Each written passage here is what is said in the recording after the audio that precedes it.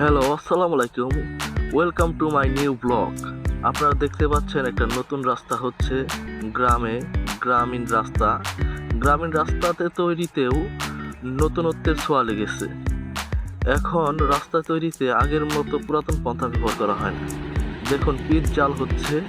Pitch জাল করার সময় আগে করা হতো কি, একটা কড়াইয়ের ভিতর খোয়া মেশানো হতো, কিন্তু বর্তমানে কড়াইয়ের ভিতর খোয়া মেশানো হয় না, মেশিন ব্যবহার করা হয়। এই দেখুন, খোয়া মেশানোর জন্য নতুন একটা মেশিন ব্যবহার করা হচ্ছে। এই মেশিনটি ব্যবহার করে খোয়া পিচ মিশ্রণ করা হচ্ছে এবং টলিতে ঢালা হচ্ছে। এই টলি লোড করার পরে চলে যাবে রাস্তায়। তারপর রোড রোলারের সাহায্যে রাস্তাটি মেরামত বা তৈরি করা হয়।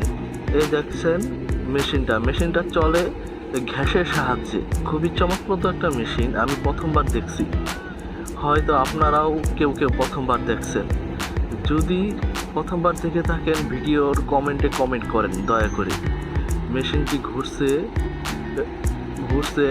এই দেখেন গ্যাসের সিলিন্ডারগুলো আর কি, এই সিলিন্ডারগুলো ব্যবহার করে এই মেশিনটি চলছে। খুবই চমকপ্রদ, দেখতে খুবই ভালো লাগছে। বর্তমানে আধুনিকতার কারণে আমাদের রাস্তাগুলো খুবই সুন্দর এবং চমকপ্রদ হয়ে উঠছে।